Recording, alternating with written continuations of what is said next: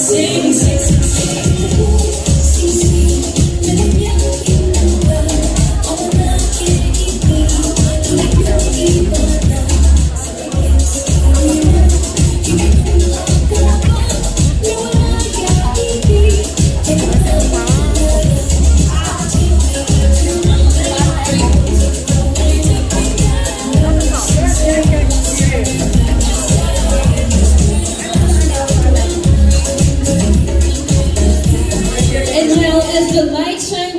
the music swells, we present you the final look, a great, grand celebration of artistry, elegance, and passion. Tonight, our stunning models return the runway, each one in a living canvas of creativity and grace. Wearing the masterpiece of our creative designers, they embody the heart and soul of this year's theme.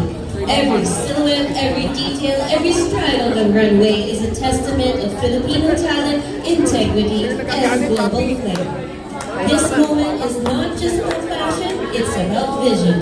It is about how fabric transforms into a story, how design evolves into culture, and how every queen, advocate, and muse carries the purpose of runway with pride. Ladies and gentlemen, Philippine Best Fashion Show Year 4 Final Look, where beauty meets advocacy and fashion becomes a cause.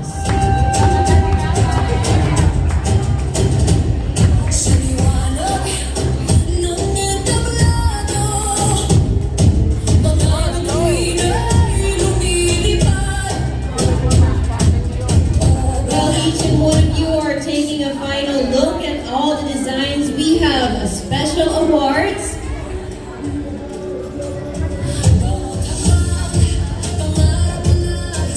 For our couple of the night, may we call on stage Dr. Reggie and Karen Quinago.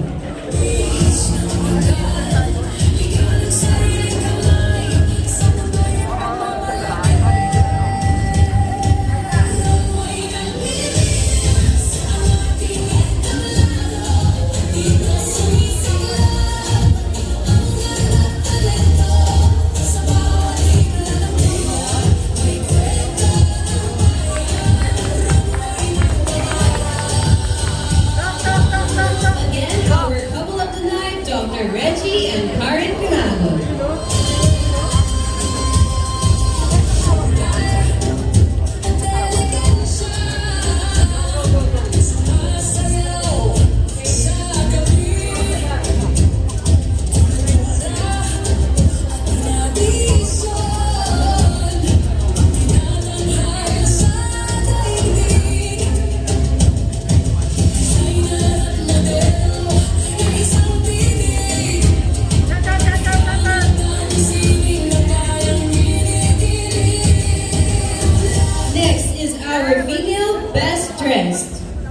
May we call on stage Mrs. Cherry and Alex Solomon.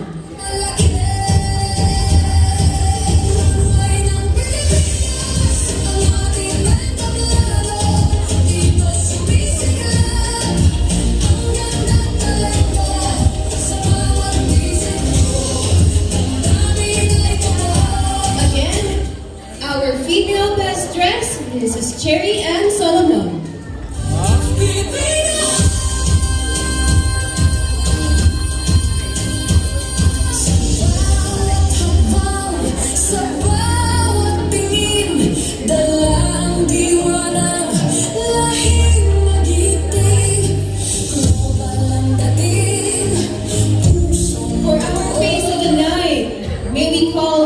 Christian Tibayan,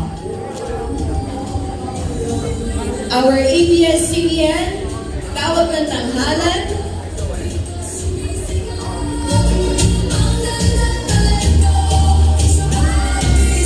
Again, our face of the night, Mr. Christian Tibayan.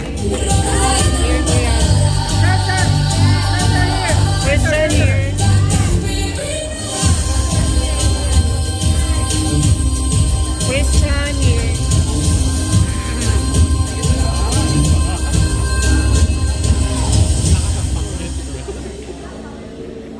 For our female best dressed, May we call on stage again Mrs. Cherry and Alex Solomon.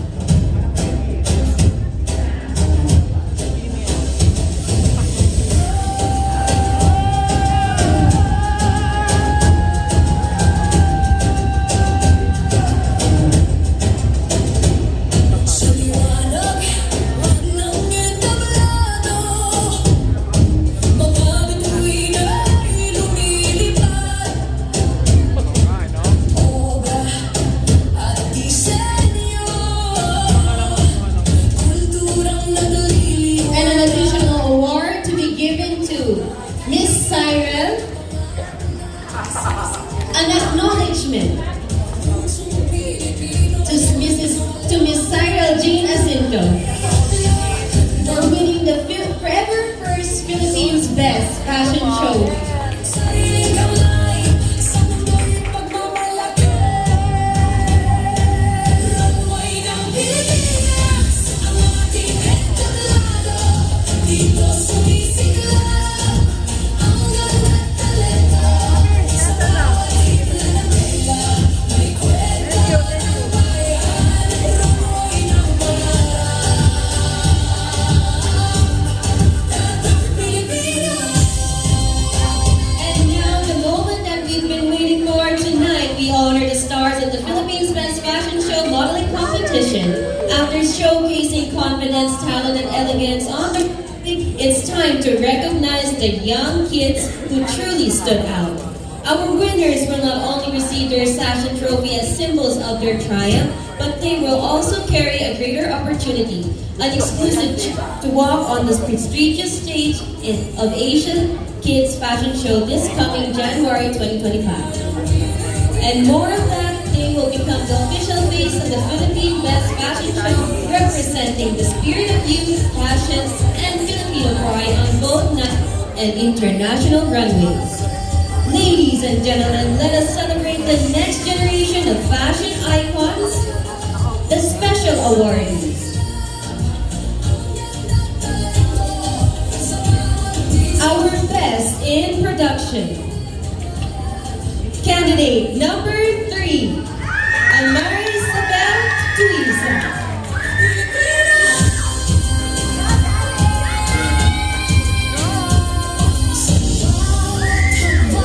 Sa bawat tingin, dalang diwanag, laging mag-ibig. Next for our special awards is Best in Casual. She is no other than candidate number 1, MJ Cherry Sumansay.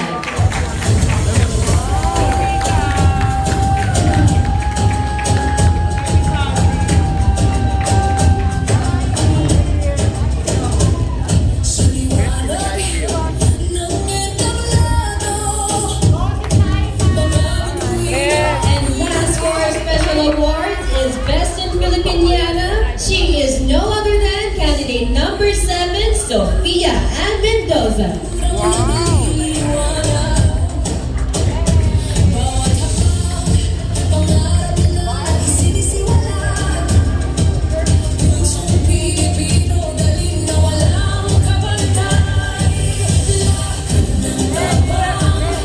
Ladies and gentlemen, we are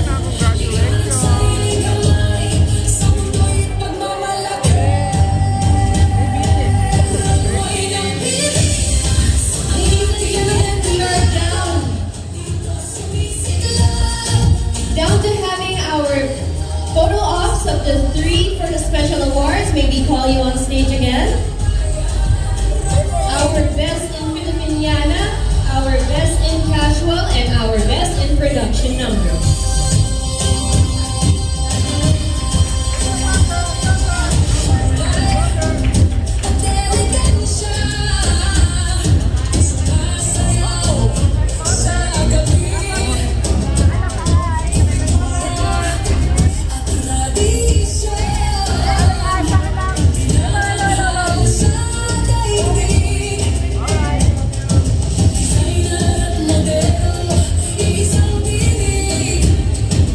Ladies and gentlemen, it is time to announce our final titles.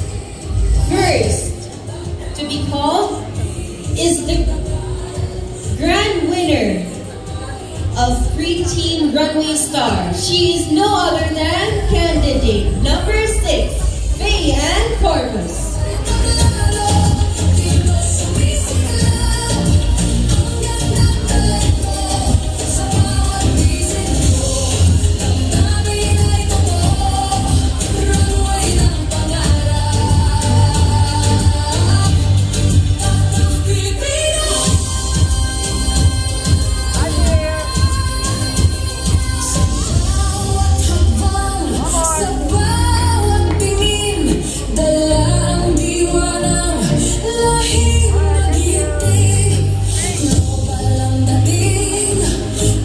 The next award is our Mini Miss Runway Star first runner-up.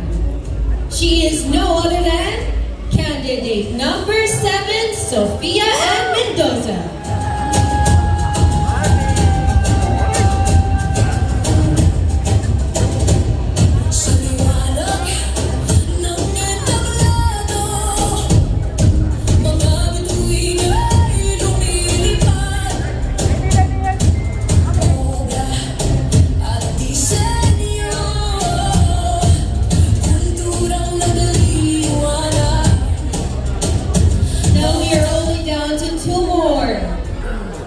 The next is our Mini Miss Runway Star Grand Winner.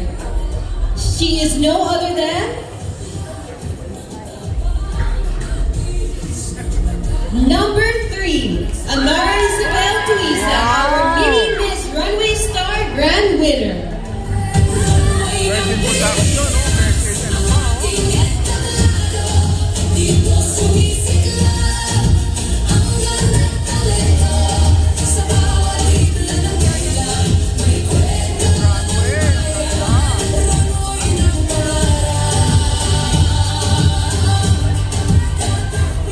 But not the least, our Little Miss Runway Star Grand Winner. She is no other than number candidate 1, MJ Chari Samatsa.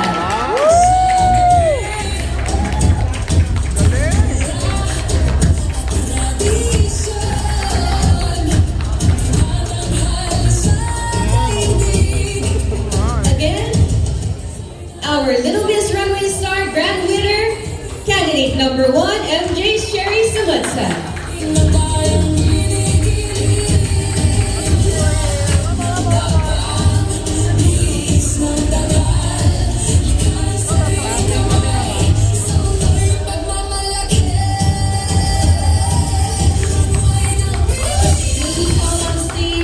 The last set of awardees that were called for your